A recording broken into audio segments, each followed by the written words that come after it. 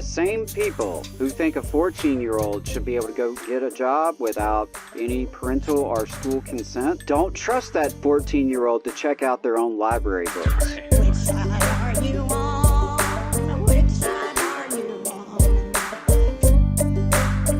on? No, there's child labor is really more of a topic of conversation today than it has been in a long time. And in fiscal year 2023, actually, Department of Labor investigators identified child labor violations in 955 cases and assessed employers with more than $8 million in penalties. I can't remember exactly what the number is as far as like how much it's rising. I think it's like 30, 40, 50, 60% year over year for the past few years. I mean, it's a growing problem. And there was recently, or about a year ago, there was created an interagency task force to combat child labor exploitation to try to align federal efforts to combat this issue. We have seen children dying on the job. A 15-year-old in Alabama died on his first day on the job at an Alabama roofing company. There have been children face injuries, severe injuries, amputations in sawmills and slaughterhouses and all sorts of, just all sorts of terrible, terrible things. And, the Republican reaction to all of this has been that, the problem here is that it's illegal, actually, that these children are working. We saw probably the most extreme example of this in Indiana, where a Republican lawmaker attempted to make it legal for 14-year-olds to go into the coal mines again. Literally for 14-year-olds to work in coal mines. I mean, actually, unironically, no exaggeration, that was a bill that was actually filed by a Republican legislator in the year of year of our Lord 2023. Alabama is not exempt. We have a bill in the Alabama legislature right now that is, we have two bills actually in the Alabama legislature dealing with child labor. One is better than the other. So let's hear from the not as good one. Here is the sponsor of the bill explaining why this is such an important bill that needs the attention of the legislature. This is a very serious issue, and they're really solving some problems here. Let's listen to this. Yeah, this is an important bill, and the reason is that we get the government out of the way of allowing 14 and 15-year-olds to have the opportunity to work after school, etc., without permission of the government.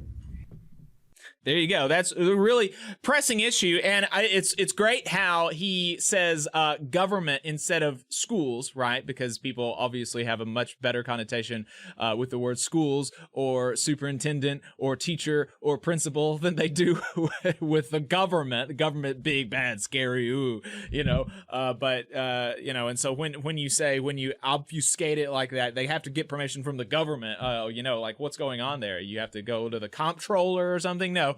You go to a school official and you get permission from them. That's the status quo right now in Alabama. If you're 14 and 15 and you want to get a job, you have to have a sign off from, I think it's the school superintendent, and the school superintendent basically saying, yay, verily, little Johnny, he's doing well in school. And so, there's no reason why he can't go have a little part-time job, working at the mall for 3 hours a day or something like that in alignment with other labor laws. And I don't have a problem with that, right? I mean, there's no reason to have an issue with, 14 and 15-year-olds doing some amount of wage work, as long as, very important, very, very, very, very important caveats that, it's safe, that they only do it for a very limited amount of time during the school year. I think 3 hours a day and 18 hours a week right now is the limit. And that they have, protection against exploitation.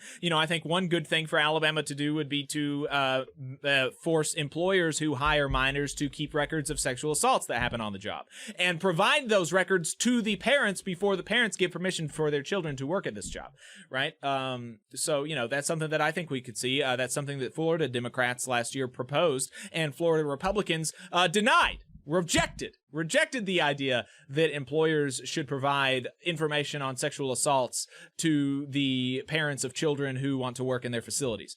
But, on the principle of the thing, 14, 15-year-old going and doing some wage work, I'm not in principle opposed to it. I think that probably their time would be better spent doing, school-oriented extracurriculars like basketball or, doing some sort of sport or doing choir or, chess club or, just hanging out with friends or reading or doing, anything else. But, I do want to, give families and,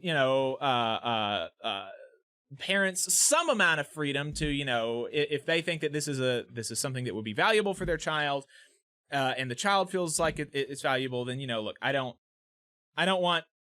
personally would not want to, get in the middle of that. But, well, and let me also just say, well, you go ahead, finish your thought there. Yeah, well, but the requirement that a superintendent sign off and say, if the child is in the public school system, right? Because if they're not in the public school system, then it's going to be the private school administrator, or it's going to be their parents if they're homeschooled, doing this similar sign off to say, yay, verily, little Johnny is doing well enough in school that he can work. That is a very important restriction, because if you have a child that is 14 years old and gets into the workforce and they are failing school, that means they are that much more likely to get caught in the, in the hamster wheel and never be able to get off and never be able to make anything more of their life, than, being consistently in low wage kind of dead end jobs. And the reason that we have publicly available universal education is to help people, make their lives better. And so if we allow children to just throw that away while they're as young as 14, we are doing a detriment to them and to society. But yeah, go ahead. Yeah, I totally agree with that. And, I also just want to mention that for a lot of these 14 and 15-year-olds that are entering the workforce, it's by necessity. Right. It is due to the poverty in which they're living, whether their parents are poor or they don't have parents. It's no surprise that a lot of these child labor issues that we've seen over the recent years is immigrant children. Immigrant children who are some of the most desperate. And, I can tell you, having been a former educator and with a family of educators, it's typically not the middle class, affluent kids who are working these jobs, or who are going into the workforce so young. Or if they are, it is kind of like what you mentioned. It's like a little fun job at the mall, right? Mm-hmm. Whereas a lot of working class kids are working by necessity. Their checks are going towards the light bill. They are buying groceries for them and their younger siblings. It's not just like spending money for video games. Right. And it is in, more middle class areas a lot of times. They're getting a job to kind of learn responsibility, right? They don't have to rely on the parents for their little spending money. They can go out to the game or the movies or whatever. And so I do want to just highlight that there is a distinction. And there are real pressures, particularly in a place like Alabama, where poverty is so widespread. There are pressures to put younger and younger kids into the workforce. So that's something that is a trend that we have to recognize. And, I think when you have a lot of poverty and you have a lot of families struggling with poverty, that's incentive to get as much, wages as you can. And so, unfortunately, that's incentive for 14 and 15-year-olds to be focusing on wage work as opposed to education and their future. Right. And, believe me, you talk to teachers of working class kids, and they will tell you how freaking tired these kids are. They come in sleeping during the school day because they're working all the time. Right. And they're, helping take care of the families and the younger siblings, and they are paying bills, and they have all these responsibilities that really, no child should have. But, due to the economic circumstances so many families are facing, particularly in Alabama. And I do think that the next thing that I'm going to say is pretty intuitive, but I think it's worth mentioning. The implication of saying we need to get government out of the way is that there are situations in which a reasonable person believes a 14 or 15-year-old is competent and capable enough to have a job that the government is not allowing them to take. Right. And that's the implication. And has that been proven? Exactly. Right. Exactly. Is there even anecdotes to that? Are there any anecdotes in the entire state of Alabama? I would be shocked if there was even one where a child who was making A's or B's or really even C's and B's, who the superintendent denied their application to get a work authorization. That would be shocking to me if that happened. And I think that's intuitive to people. It would be strange to see that happen. And so I would be interested in any evidence of that happening. Of course, Senator Orr has not presented any such evidence. Neither has the Alabama Policy Institute, who is pushing this bill. Alabama Policy Institute, a Koch brothers funded think tank in Alabama. They've been pushing this bill, or something like it.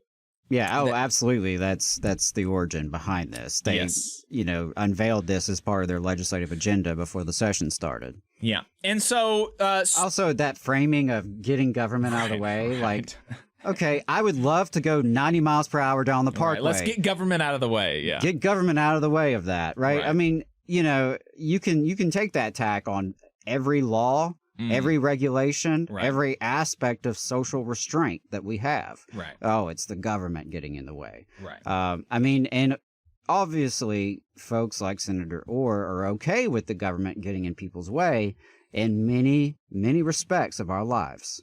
Right. And I'll just leave it at that for now. So,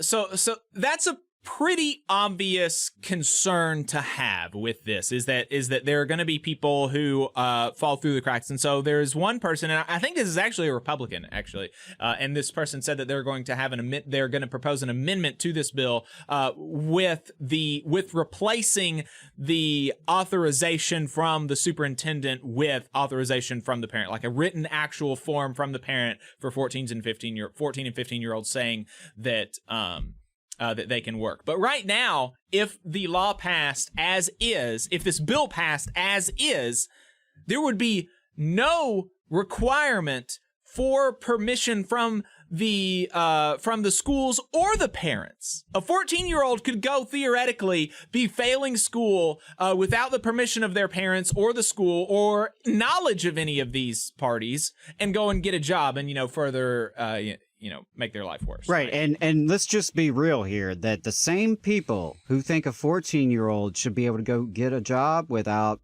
any parental or school consent don't trust that 14-year-old to check out their own library books. Right. Yeah. Okay. So let's play this clip. Okay. Yeah.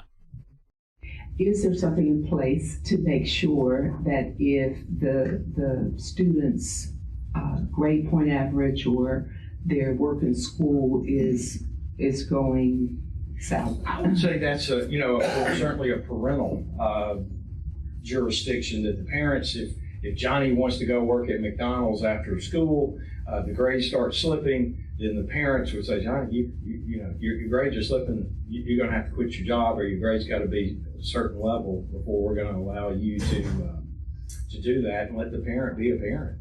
So are the parents giving them permission to work as well? Well, there's nothing in here that says. No, well, I'm just talking about that'd be a family decision. Hey, 5 seconds. Just wanted to say that this is only possible because of our donors. If you want to see more of this, then consider donating yourself at tvlr.fm/donate.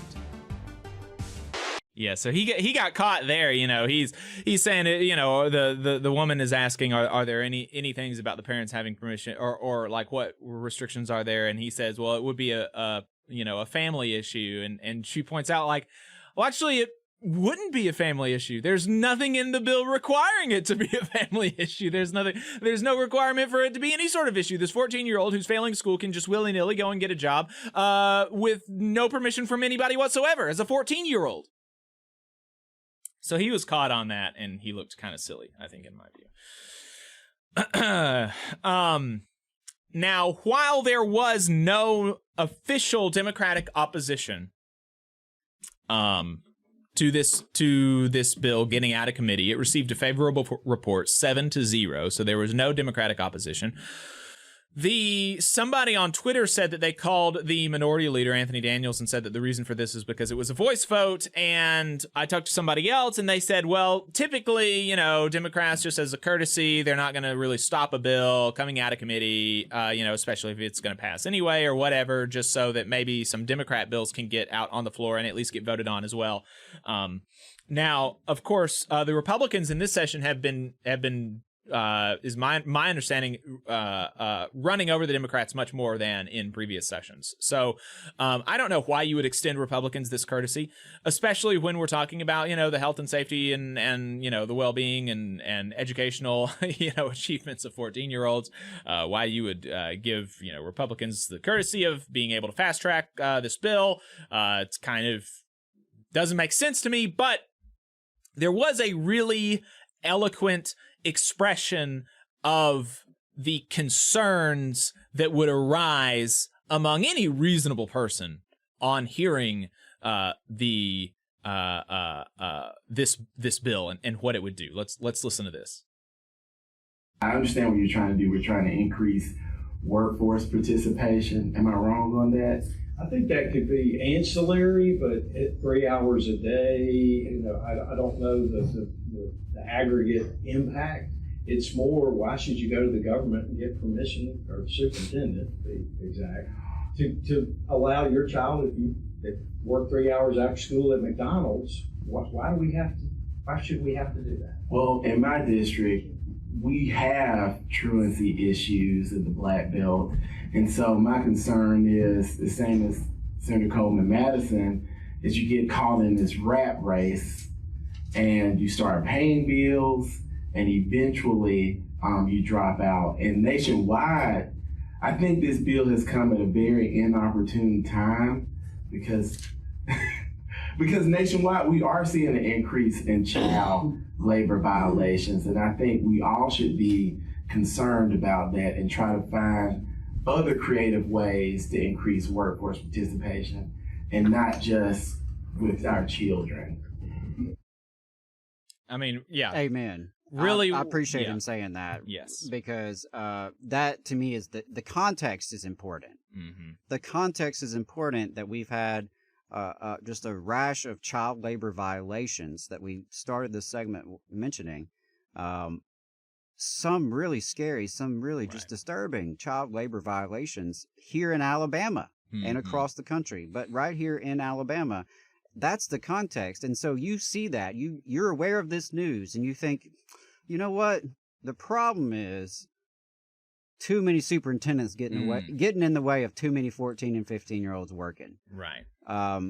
And, you know, Senator Orr kind of played down the workforce participation aspect to it, but the Alabama Policy Institute did not. Right. They explicitly talk about Alabama has a low labor participation rate. Alabama has a quote-unquote labor shortage. Yeah. Of course, we know that is a shortage of paying people a living wage. You know, the industries they name is, you know, fast food, service industry jobs where typically they are paying at or near minimum wage, or in some cases below minimum wage through a tipped wage, right? And so those are some of the industries they're struggling to recruit people. And, you know, the Alabama Policy Institute is pretty explicit that, you know, they want more children in the workforce as a way to address this quote unquote labor shortage, which, you know, is also another way of saying a tight labor market. And that is what it looks like to me, that, you know, slowly but surely you're going to chip away and chip away and chip away at these regulations so that we look around and suddenly there's more children in the workforce and the children that are already working, it's being legalized, right? Because there's a lot of children already working under the table or in violation of these laws. Because I can tell you also, having been a former educator and know educators, many of those educators know from the kids that those laws are being broken. They're being held at work later into the night than they're supposed to. Some of them are going into work before they come to school, which they're not supposed to. All these different things are happening already. So the idea that we need to cut regulations is the exact opposite of where we need to go. And I know, folks may be listening and think, well, this bill isn't that big of a deal. And I guess in a practical impact, do I think there's going to be, because I don't think the government is actually getting in the way of this happening. I don't think it's solving like a real phenomenon necessarily with like what it's really talking about of getting the government out of the way. I don't think government is in the way of just like a flood of 14 and 15-year-olds, but there will be some who should have been caught by the system because they're truant, because they're failing out of school. And, if they had come to the school system and needed the school system to sign off, it could have been that opportunity for an intervention. Exactly. That could have been the time you bring in the counselor, you bring in the social worker, the problem-solving team, whatever the situation is, of course, assuming you have much of this in place. But you have that intervention to say, all right, why do you want to work? Okay, just figure that out. It could be economic necessity. It could be that the lights are off at the house, and that's part of why they're missing school, right? And so there's just the idea that you don't want that kind of involvement with 14 and 15-year-olds who are not able to go drive independently, and you don't trust them to go get a library book. It's just it baffles my mind. And I see it as a return. Right. We are seeing a decline and a return to previous eras of labor standards where it's normalizing child labor, normalizing convict leased labor. Like, we're supposed to accept this return of things that we thought we had resolved a long time ago. And he tries to stress the fact that this is all it does. It doesn't change the fact that, children are not allowed to work during school hours, that they can't work in construction or mining, that they can't work over, 18 hours total in a week, 3 hours in a school day. It's like, y'all want to change that too. It doesn't. Right. Yeah. Well, not this session, Adam. Not this session. All this is doing is that's really the undercurrent, is that not this session there, but ultimately, there's going to be a bill like that in Alabama. I'm almost sure of it. But he's really stressing that, look, this doesn't change any of the other child labor laws in the state. But actually, though, and of course he has to know this. He has to know this, that it would make it easier for those situations to arise. Right. I mean, one less check and balance. Right. One less thing in the way of something like this happening, because, maybe let's say, like the 15-year-old who was working for a construction company died first day on the job. Okay. I have no idea if he actually got authorization from the school, but if he did, that's something that maybe the school could have said, even though you could technically work for a roofing company and, do stuff like on the ground, they might keep a closer eye on this kid or this company, or actually have a conversation with the company, or, like Adam said, it's just one less thing standing in the way of, children being abused and children being exploited by, capitalists. And this not forget about that children are more likely to be exploited on the job and to be harassed and assaulted on the job, to be cheated out of wages. They're less likely to organize a union, right? And that's also part of the subtext to this, because there's a tight labor market. There's more workers organizing than in the past. More workers feel comfortable quitting in mass and finding other employment, right? And so that's part of the subtext to this. But yeah, it's dangerous to go to work in Alabama. It's dangerous to go to work in the United States compared to other countries. It's more dangerous to work in Alabama compared to other states in the U.S. It's it's no joke to Right. to send kids out into the workforce and to be exposed to all sorts of different things and all sorts of different threats. And yeah, one less check and balance on that. There is a good child labor bill in the Alabama legislature, though, right? There is, yeah. So SB 119, Senate Bill 119. And ironically enough, one of the co-sponsors is He contains Senator Arthur multitudes. Orr. Yeah, contains multitudes, this fella. Yeah, he does. Yeah, he's got a real grab bag of legislation this year.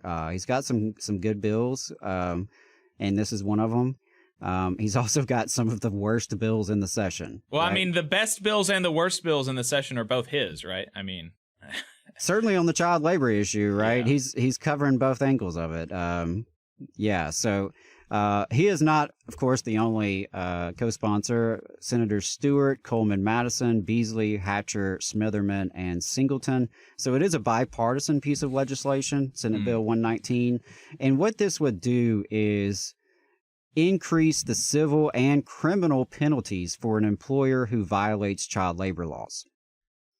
Right? And, you know, I am not a big proponent of our criminal justice system. Typically am not in favor of increasing penalties on people. But when it comes to employers, that's, first of all, yes. More punishment. Whatever punishment, more punishment for employers, yes.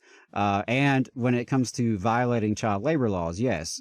I'm in favor of more punishment for for employers that are violating that. So it would increase the penalties. Just to give you an example, like the first one listed, it changes from the department may to the department shall. And instead of $300 is $1,000. There's another one that goes from 1,000 to 5,000, a range of 5,000 to 10,000, actually. And so there are tougher criminal penalties as well that are mentioned in the bill. And so I think that's important. It goes from, let's see, in addition to civil penalties provided for in the previous subsection, employer who is found in violation of this section involving serious physical injury to or death of a minor may be deemed guilty of a Class B felony or Class C felony. That's opposed to, they have marked out Class A misdemeanor, right? So no more misdemeanor. It's going straight to felony in that situation. And so I think that, you know, it's important that we hold people accountable to law and order, right? Isn't that what we're supposed to do in Alabama? Law and order. And so the bosses deserve to have legal consequences. Working people have legal consequences. We have one of the highest incarceration rates on planet Earth. Right. And so I think it's a wise idea to increase civil and criminal penalties for employers violating child labor laws. And I hope that it discourages folks from violating these laws, and I hope it protects children. Because after all, I've been told that Alabama's politicians are big fans of children. They define children in a very interesting way, to include frozen embryos, apparently. But yes, SB 119, positive piece of legislation. Really appreciate the folks putting that forward. And yeah, Senator Orr, I'm going to beat you up on the child labor issue on one side of it. Right. And but then the other side of it. On the other side, yeah, he's a very strange fellow. We actually have scheduled with him an interview on Monday. So we're going to be asking him about this, and y'all will be able to hear it on the next program. Yeah, if you got questions, things that come to mind, let us know. Yep.